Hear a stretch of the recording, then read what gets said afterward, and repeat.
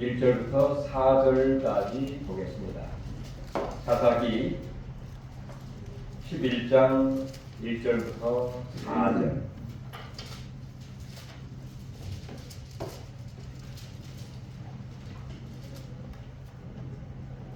우리 같이 합동하겠습니다. 길르앗 사람 입다는 큰 용사였으니 기생이 길르앗에게서 낳은 아들이었고 길르앗의 아내도 그의 아들들을 낳았더라. 그 아내의 아들들이 자라매 입다를 쫓아내며 그에게 이르되 너는 다른 여인의 자식이니 우리 아버지 집에서 기업을 잊지 못하리라 한지라. 이에 입다가 그의 형제들을 피하여 곱당에 거주함에 잡류가 그에게로 모여와서 그와 함께 출입하였더라. 얼마 후에 암몬 자손이 이스라엘을 치려 하니라. 아멘.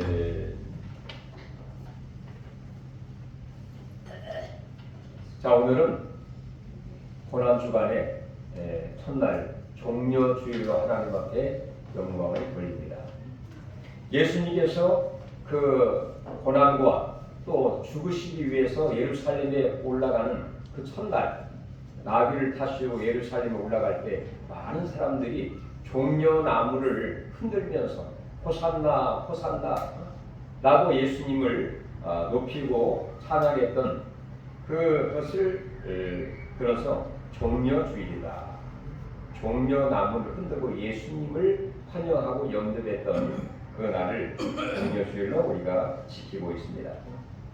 바로 이 날, 이 주간은 바로 우리 예수님께서 나를 위해서 구원하시고 죽으시기 위해서 가장 낮은 곳으로 오신 예수 그리스도의 발자취를 따라가는 시간이 바로 고난주간이라고 볼 수가 있습니다. 과연 이 고난주간을 우리가 어떻게 이 고난을 묵상하면서 또 그 고난의 의미를 우리가 되씹으면서 어떻게 살아가야 할까? 오늘 본문 사사기 11장을 통해서 사사 중에서 8번째 사사 입다 사사를 통해서 우리에게 예수 그리스도의 그 고난에 대한 그 모양을 우리에게 보여주고 있다고 생각을 합니다. 과연 입다의 삶을 통해서 우리에게 보여주시는 예수 그리스도의 그 고난의 모습과 또 예수님이 왜 고난을 받으셨는가의 그 의미와 목적까지 우리가 깨닫게 되면서 진정 우리에게도 당하는 고난과 역경이 정말 희망과 소망과 사명으로 이어질 수 있기를 간절히 바랍니다. 그럼 먼저 고난당한 그 입다 사사를 먼저 한번 살펴보시면 우리 방금 읽었던 1절을 같이 한번 읽어보겠습니다. 사사기 11장 1절 길르앗 사람 입다는 큰 용사였으니 기생이 길르앗에게서 낳은 아들이었고. 자, 길르앗 사람, 이 길르앗이라고 하는 사람을 통해서 낳은 아들이 바로 입다인데요. 바로 이 입다를 소개하면서 제일 먼저 그는 바로 큰 용사였으니 이렇게 소개하고 있죠. 큰 용사였더라. 자, 이 말은 바로 하나님이 그 입다 사사를 볼 때에 큰 용사로 보시고 인정하시고 알고 계셨다는 것입니다. 우리 큰 용사하면 이 5번째 사사인 기도원도 하나님이 너는 큰 용사라 두려워하고 나약함의 그 절망에 있을 때에 너는 큰 용사라 이렇게 인정하고 그에게 용기와 소망을 주었던 그런 사례도 있는데 이렇게 입다 사사를 가리켜서 큰 용사였다 이렇게 소개를 하고 있다는 것입니다. 자, 이렇게 하나님 보시기에 큰 용사였지만 이 땅에서 현실과 다른 사람들이 이 땅을 볼 때에는 큰 용사는커녕 정말 나약하고 부족하고 오히려 발시받을 수밖에 없는 그런 사람이었다는 것입니다. 왜 그렇습니까? 바로 그의 출생을 보면 그가 출생하고 자기가 선택하지 않은 그 상황에서 태어남과 자기의 출생 신분과 그 모든 것을 바라보면 정말로 마음의 상처를 입을 수밖에 없는. 왜 그렇습니까? 그는 바로 기생 이 길랏에게서 낳은 아들이었기 때문입니다. 자, 길랏 사람이라고 하는 사람 이름은 밝히지 않습니다만은 이 사람은 본처가 있습니다. 그리고 또한 그를 통해서 아들도 있었어요. 그런데 어떻게 하다가 길랏 이 사람이 길을 가다가 또 어떻게 하다가 바로 기생 집에 들어가서, 글쎄 이 미확인 이름 기생이지만 그 당시 이 기생은 정말 이 창기와 같은 그런 신분과 그런 사람이었어요. 그러니까 이 길랏 사람이 잠깐 딴 생각하다가 잠깐 다른 생각을 하다가 창기의 집에 들어가서 하룻밤을 지내면서 아들을 얻게 된 아들이 바로 입다였다는 것이죠.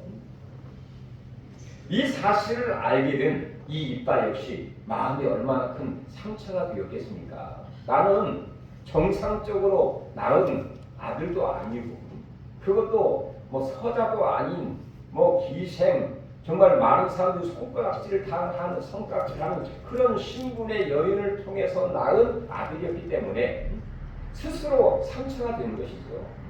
그리고 주위 이웃들이나 또 그 집에 있는 그 형제들이 또 뭐라 했겠습니까? 너는 하면서 손가락질을 하고 정말 그를 비하하고, 그러니 얼마나 마음에 큰 상처를 안고 성장을 하게 되고 청소년기를 지나 여기까지 있다가 상처를 가슴에 안고 이렇게 지내오게 된 것이죠. 그거 보입니까? 2절에 보면 그 길랏의 아내도 그의 아들들을 낳았는데 그 아들들이 이 입다에 대해서 시기하고 질투하고 미워하고, 그리고 혹시 이 입다가 성장하게 되면 그 우리 아버지로부터 받을 그 분깃에 내가 손해를 받지 않을까 하는 그런 염려와 걱정 때문에 결국에는 그 형제들이 그 입다를 미워하고 내어 죽게 된 거죠. 자, 한마디로 말해서 어쨌든 간에 그 아버지 안에서는 한 형제인데 그 형제로부터 버림을 받게 되고 거절을 당하게 되고 쫓김을 당하게 된 그 신세를 입다가 받게 된 것이죠. 이거 하면은 요셉도 생각이 나고 여러 가지 여러 사람들이 생각이 납니다만은 이렇게 형제들에 의해서 배신을 당하게 되고 거절을 당하게 되고 쫓김을 당한 이 입다의 또 가슴은 얼마나 무너졌을까요? 배신감, 그리고 분노, 그리고 이 복수심에 불탈 수밖에 없는, 보통 사람들 같으면 정말 이 복수심과 이 절망감 또 이런 마음들이 얼마나 입다의 그 마음을 풀고 또 이런 감정들을 가지고 있었을까요? 그리고 결국에는 그 형제들과 함께 살 수가 없고 그 집에 살 수가 없어가지고 그 입다가 형제들을 피하여 먼 땅 도비라고 하는 그 지역으로 가서 장류들과 함께 모여 함께 출입을 하는, 함께 살게 된 것입니다. 이 돕당은 평지도 아니고 또 살기 좋은 그런 지역도 아니고 풍요로운 그런 도시도 아닙니다. 아주 변두리면서 변방 지역이고 또 사람들이 별로 좋아하지도 않는 그런 지역이 바로 이 돕당이에요. 바로 그런 지역에서 그것도 자기와 비슷한 유해 사람들이 모이는, 어떻게 가출을 하고 집을 나가고 힘들어하고 상처를 받고 분노가 사귀지 못하는 그런 사람들이 거의 유효상종처럼 모여있는 그 지역에서 그 사람들과 함께 출입을 하면서 살고 있었다는 것입니다. 자, 이걸 보면 이 입다는 하나님 보시기에 큰 용사였지만 그가 여기까지 오기에까지 마음의 상처와 그리고 또한 이 배신과 그리고 마음에 이 분노가 불타오르는 그런 생활을 하면서 이 법당까지 온 그 입다의 그 모습을 보면 여러분 좀 이해가 가십니까? 우리 예수님의 고난을 한번 연관해서 생각하지 않을 수가 없죠. 우리 예수님은 정말 하나님 보시기에 큰 용사 같은 그런 존재 아니었습니까? 그런 하나님과 같은 분이시고 그분과 지위와 능력과 권세가 동등하신 그런 분이었죠. 그럼에도 불구하고 결국에 하나님의 뜻을 이루기 위해서 낮고 천한 곳으로 오시되 자기의 형체를 비어 종의 모습을 가지고 사람의 모양으로 이 땅에 육신을 쓰시고 이 땅에 오시되 바로 동정녀를 통해서 비정상적인 방법을 통해서 이 땅에 오신 분이 바로 예수님입니다. 그러니까 우리가 예수님의 삶을 과연 그렇게 오셨을까 이렇게 믿어지지도 않고 정상적으로 그렇게 되었다고 하면 이건 사람도 아니고 신도 아니고 과연 그분을 인정할 수 있을까 이런 생각이 들기도 하죠. 마치 이 기생을 통해서 낳은 입다처럼 바로 동정녀라고 하는 그 여인을 통해서 이 땅에 오신 바로 하나님이셨지만 가장 그 고난의 시작인 사람의 몸을 쓰시고 이 땅에 낮은 곳에 오신 예수 그리스도의 삶을 우리가 인정하지 않을 수 없죠. 뿐만 아니라 그 예수님이 이 땅에 사시는 동안 바로 우리의 구주이시면서 하나님이셨지만 그를 알지도 못하고 믿지도 아니하고 영접하지도 아니하고 그가 사는 동안에 많은 어려움과 고난과 또 버림과 이런 많은 어려움들이 이런 고난이 있을 뿐만 아니라 결국에는 십자가에 버림을 당하게 되는 그리고 십자가에서 죽임을 당하게 되는 고난을 우리 예수님께서 당하게 되었습니다. 예수님이 십자가에 돌아가기 전까지 공생애를 하기 전까지 예수님의 삶은 정말 예루살렘 또 헤롯 궁궐에서 사시고 호식을 하시면서 살았던 것이 아닙니다. 오히려 그 예수님의 삶은 그 베들레헴에서 태어난 이후에 헤롯의 그 살벌한 그 살기를 피하여 애굽으로 내려가게 되었죠. 애굽으로 피신하였더라 이렇게 얘기합니다. 애굽으로 피신하여 얼마 동안 거기 있다가 어느 정도 그게 시간이 지나면서 헤롯이 주었다는 이야기를 듣고 하나님이 이제 가라고 해서 그 아버지와 어머니와 함께 이제 나오게 됩니다. 그리고 예루살렘으로 올려오려고 했지만 올 수 없는 또 형편이 돼가지고 결국에는 나사렛이라고 하는 변방 지역으로 가게 됩니다.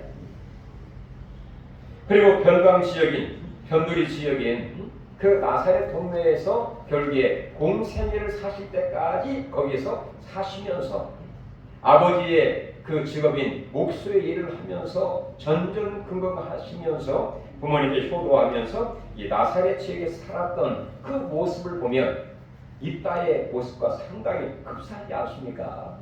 이런 고난을 입다가 당하게 되었다는 것입니다. 그래서 결국에는 이 법당에서 얼마 동안 거기에서 머물게 된 거죠. 그래서 이 입다는 믿음이 있었고요. 하나님에 대한 절대 신앙이 있었습니다. 그리고 하나님의 주신 그 리더십과 능력을 가지고 이 법당에 여러 자녀들과 함께 생활을 하면서 그들을 잘 기도하면서 믿음으로 함께 동행을 하면서 생활을 하게 되었어요. 그러니 많은 사람들이 이 딸을 따르고 또 거의 큰 군대를 이룰 정도로 그런 리더십으로 한 무리를 이 법당에서 이루게 되었습니다. 예수님께서 이 땅에 사신 동안에 정말 높은 사람, 많이 가진 사람만 친구로 산 것이 아니라 오히려 창기와 세리와 죄인들의 친구가 되시면서 살았던 그런 모습처럼 가장 낮은 모습에서 낮은 사람들과 소외된 사람들과 함께 생활했던 예수님의 모습처럼 이 법당에서 그렇게 생활을 했다는 것이죠. 우리 4절 한번 보실까요? 4절 얼마 후에 암몬 자손이 이스라엘을 치려 하니라. 얼마 후에 상당한 시간과 또 세월이 흘러갔습니다.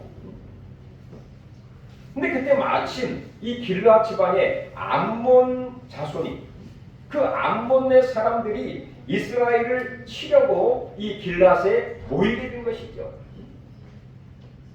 어쩌면 이 길르앗에 이스라엘의 큰 위기와 어려움과 환난을 겪게 되었는데요.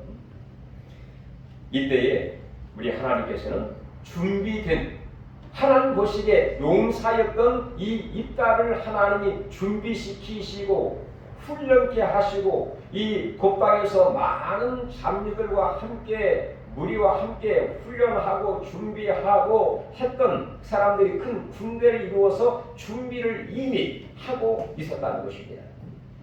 그래서 하나님은 이 준비된 이 곡방에서 잡류들과 함께 큰 무리로 군대를 이룬 이 한마디로 말해서 입다를 하나님이 선택하시고 부르시게 되었다는 것입니다. 어떻게 부르셨습니까? 바로 암몬 사람들이 이스라엘을 치려고 할 때에 길르앗 장로들이 입다를 데려오려고 돕당으로 가게 됩니다. 입다에게 이르되 우리가 암몬 자손과 싸우려고 하니 당신은 와서 우리의 장관이 되라. 이렇게 요청을 하게 돼요. 어떻게 보면 하나님이 이 길르앗 장로들을 통해서 이 입다를 부르시는 거죠. 초청을 하고 하나님의 귀한 일꾼으로 하나님의 구원의 사명을 위해서 이 딸을 부르시게 된다는 것입니다. 이 또한 이가 하나님의 크신 은혜라고 볼 수가 있죠. 얼마 전까지만 해도 마치 이 딸은 이 길르앗 지역에서 그 집안에서 미운 오리 새끼 같은 그런 존재였습니다. 사실은 큰 용사이면서 백조 같은 인생인데 사람들은 이 딸을 제대로 알지를 못한 거죠. 그리고 그를 추방했고 버리게 되었는데 알고 보니까 이 입다가 정말 백조 같은 인생이고 큰 용사로서 하나님이 준비해 두시고 준비를 해왔던 하나의 위대한 리더십을 가진 하나님의 일꾼이었다는 것입니다.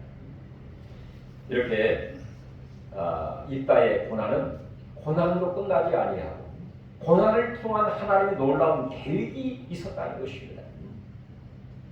우리가 이 땅에 사는 동안에 고난당하고 어려움을 당하고 또 시련을 당하고 마음의 상처를 갖게 되고 배신을 당하게 되고 이런 일로만 있으면 얼마나 마음이 아프고 실패한 인생에 불과하죠. 그러나 하나님은 하나님의 놀라운 계획과 승리는 우리 모두에게 있는 것입니다.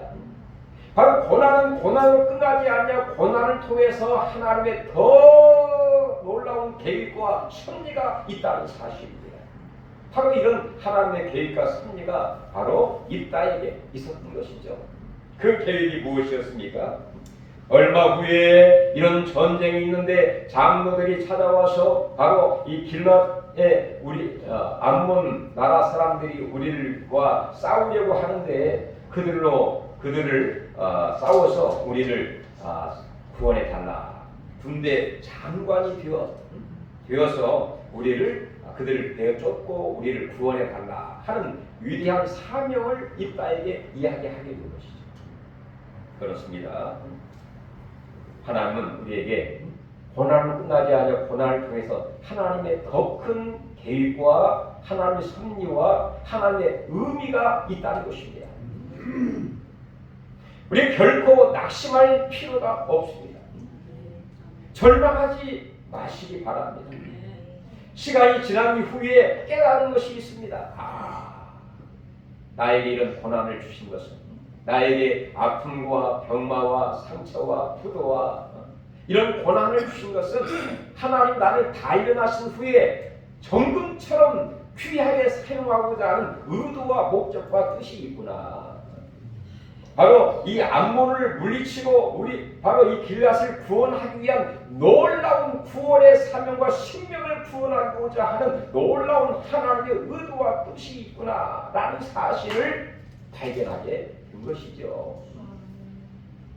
하나님 우리 모두에게 놀라운 계획과 의미와 섭리가 있다는 사실을 믿으시기 바랍니다. 우리 한번 옆 사람 같이 한번 인사해 볼까요? 하나님은 당신을 위해서 놀라운 계획을 갖고 계십니다. 놀라운 계획을 갖고 계세요. 근데 고난 당할 때는 모릅니다. 그냥 낙심하고 상처받고 절망하고, 그러나 시간이 어느 지나가다 보면 하나님과 교제하고 믿음으로 살게 되고 하나님의 성령이 우리에게 임하게 되면 나중에 깨달아지는 것입니다. 마치 욥이 고백했던 것처럼 내가 갈 길을 주께서 아시오 나를 단련하신 후에 정금처럼 내가 나오리라, 이렇게 고백했습니다. 창세기 50장 20절에 보면 요셉이 그런 얘기를 합니다. 요셉도 형제들에게 버림을 받았지 않습니까? 그리고 애굽의 종 생활을 하게 되었어요. 얼마나 힘들고 어려운 생활이었을까요? 그러나 요셉은 하나님을 멀리하지 않고 항상 하나님과 동행하면서 청통한 그런 삶을 살게 되었습니다. 그러면서 욥이 깨달은 그 깨달음이 있었죠. 형제들을 바라보면서 이후에 양식을 얻기 위해서 온 형제들을 바라보면서 욥이 했던 고백이 이런 얘기입니다. 당신들이 해를 끼치려고 하였으나 하나님은 그 해를 바꾸시고 당신들의 많은 생명을 구원하기 위함이었더라, 이렇게 욥이 깨달은 그 의미를 형제들에게 얘기합니다. 당신들을 정말 이 어려운 때에 구원하기 위하여 오히려 내가 고난과 시련을 겪었던 것을 나는 믿게 되었습니다. 이런 고백을 하게 되었죠. 우리가 고난의 대명사인 또 상징적인 인물인 욥을 우리가 생각해 보면 욥기 1장 20절에 그런 말씀이 있습니다.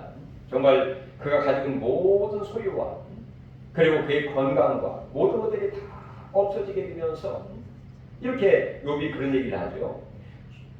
주신 이도 여호와시요 취하신 자도 여호와시요 나는 알몸으로 빈손으로 왔다가 빈손으로 돌아가고 주신 자도 여호와시요 취하시는 자도 여호와시오니, 하나님 절대 주권을 얘기합니다. 이 모든 이유와 목적은 바로 여호와 하나님을 찬송하게 하려 하심이라, 이렇게 고백합니다. 이 모든 고난의 진정한 의미는 바로 기도하고 하나님께 찬송하기 위하여 내가 고난을 당하게 되었다라고 이 고난의 의미를 고백하고 이야기하게 되죠. 그리고 마지막에 보면은 친구들을 위해서 정말 축복기도 합니다. 축복기도 할 때에 모든 것이 회복이 되고 말년에 갑절의 복을 받게 되는 그런 은혜와 영광이 욥에게 있게 되어 하나님을 찬송하게 돼요. 이런 은혜가 우리에게 있을 줄로 믿습니다. 바울 사도도 로마서 3장에 보면 그렇게 얘기합니다. 내가 당하는 환난은 환난으로 끝나는 것이 아니라 환난이 인내를, 인내가 연단은 소망을 주는 것이냐, 이렇게 고백을 합니다. 궁극적으로 이 환난은 환난으로 끝나지 아니하고 바로 인내하고 연단을 통해서 궁극적으로 소망을 주시고자 하는 의도와 목적이 있다는 사실을 바울이 깨닫고 고백하고 증거해 주고 있지 않습니까? 우리 예수님께서도 히브리서 12장 2절에 보면 그런 말씀을 합니다. 바로 이 십자가의 고난을 당하는 것은 장차 있게 될 즐거움을 위하여, 그런 표현을 씁니다. 이 고난을 통해서 장차 있게 될 바로 부활과 이 영광스러운 즐거움을 바라보고 있었기 때문에 그 어려움과 십자가를 달게 지고 감당할 수 있었다 하는 그 예수님의 고백을 히브리서 저자는 이야기하고 있는 것처럼 이 입다의 고난은 그 고난으로 끝나지 아니하고 결국에 그가 인내하고 연단하고 그 욥 땅에서 많은 장녀들과 함께 믿음으로 살고 기도하고 하나님의 영이 임하게 되고 그들과 함께 믿음의 큰 공동체를 이루게 되면서 어쩌면 정말 하나님의 교회를 이루게 되면서 그 교회를 통해서 그 공동체를 통해서 결국에는 바로 이 길르앗을 이 암몬과 싸워서 이기게 하시고 구원하고자 하는 의도와 목적이 있다는 사실을 이제 깨닫게 되는 것이죠. 그리고 결국에는 이 입다가 법당에서 정말 폐기 같은 쓰레기 같은 인생을 끝나지 아니하고 폐기물 처리된 그런 삶을 끝나지 아니하고 군대 장관을 그 다음에 그 뒤에 내용이 무슨 얘기입니까? 그를 그 길앗의 머리로 우두머리로 생을 받게 되는 그런 놀라운 하나님의 계획과 섭리가 척척척 이루어져 가고 있는 것을 보게 되는 것이죠. 결국에는 이렇게 있다가 하나님의 때가 이르게 되어 귀하게 쓰임을 받게 되는데 믿음을 갖고 있었고, 왜냐하면 그 장로님들과 대화를 이렇게 합니다. 하나님이 그 암몬 자손을 내 손에 넘겨주시면 우리가 이길 수 있고, 그 표현을 보면 절대 주권적인 그 모든 인간의 생사복과 역사의 흥망성쇠가 하나님의 손 안에 있다는 사실을 믿고 있는 그 욥의 고백을 보면 욥의 신앙은 절대 주권적인 신앙을 갖고 있었구나 라는 사실을 알게 되고요. 그리고 이 암몬 사람들과 싸우러 갈 때 하나님의 영이 그에게 임하네, 그런 말씀이 있습니다. 하나님의 영이 임하게 될 때에 이전에 하나님 보셨던 그 용사와 용기와 또 격려와 소망을 얻게 되면서 용사로서의 귀한 삶을 살게 되는 그런 하나의 시발점이 되었던 것을 보게 됩니다. 여러분, 바로 예수님의 삶도 마찬가지죠. 예수님이 십자가에 달리신 고난을 통해서 고난으로 끝나지 아니하고 하나님 절대 신뢰하면서 하나님의 영이 임하게 되면서 바로 하나님의 이 뜻을 십자가를 통하여 하나님 구원을 온전히 이루어 나갈 수 있게 된 것처럼 우리 한번 11절 같이 한번 읽고 마무리를 하려고 합니다. 11절 같이 한번 보겠습니다. 이에 있다가 길르앗 장로들과 함께 가니 백성이 그를 자기들의 머리와 장관을 삼은지라. 있다가 미스바에서 자기의 말을 다 여호와 앞에 아뢰니라.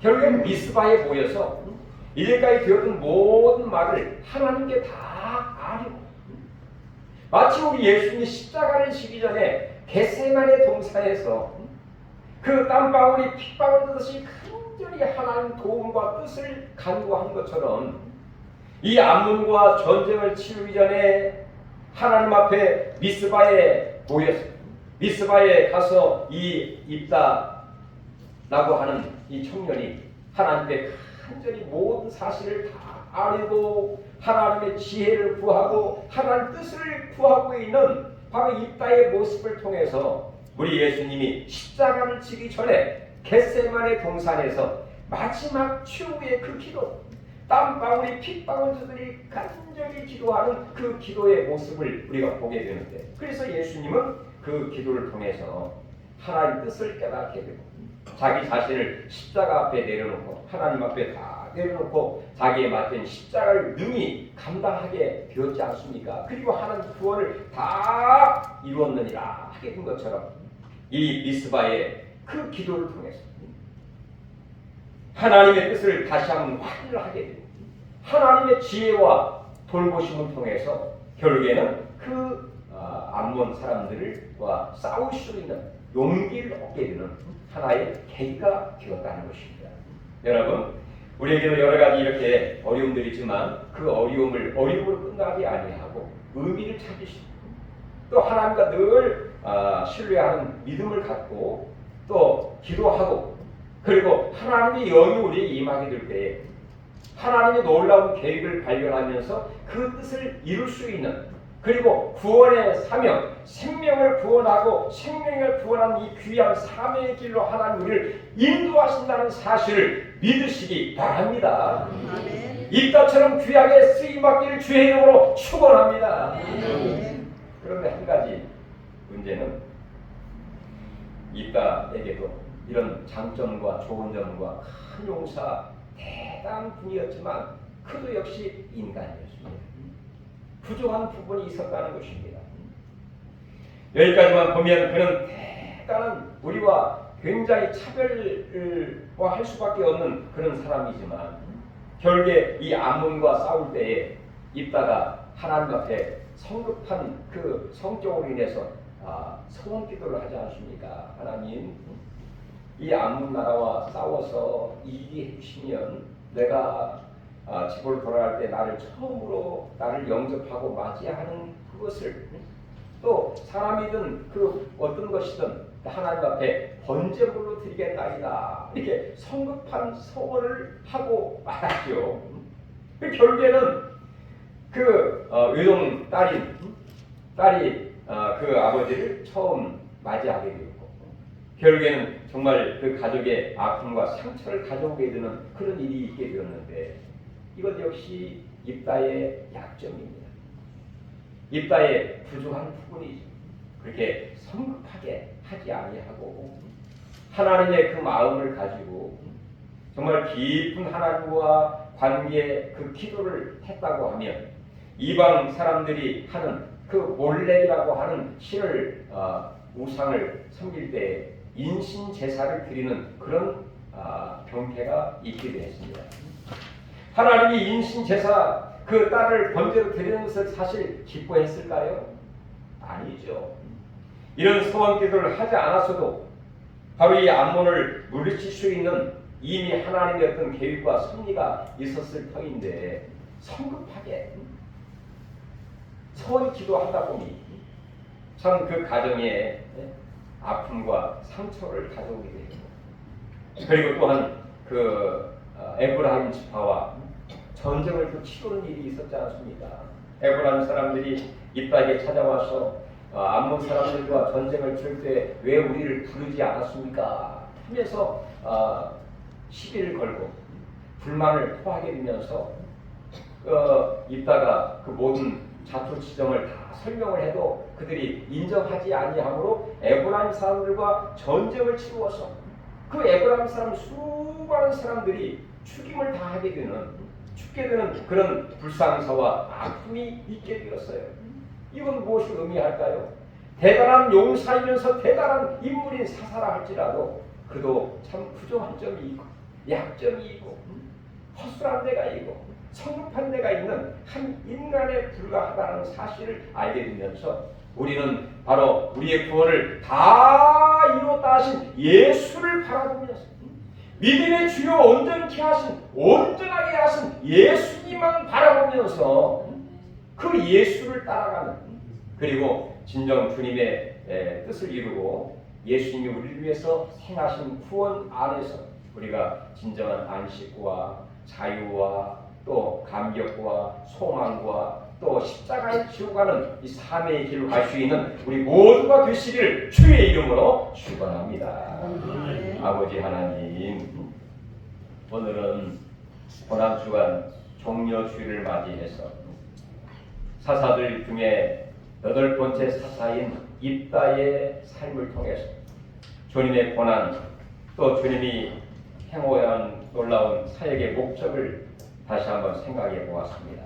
그러나 그가 인간이고 부족한 부분을 깨달아 우리의 구원을 온전히 이루신 예수님만 바라보고 예수님 안에 진정한 자유와 구원과 감격과 소망을 얻고 하나님이여 주님 앞에 영광 누리기를 원하는 우리 모두에게 은혜를 더하여 주시고 또 믿음을 더하시고 성령 충만한 가운데에 주님의 뜻을 이루어갈 수 있는 우리 모두가 되게 하여 주시옵소서.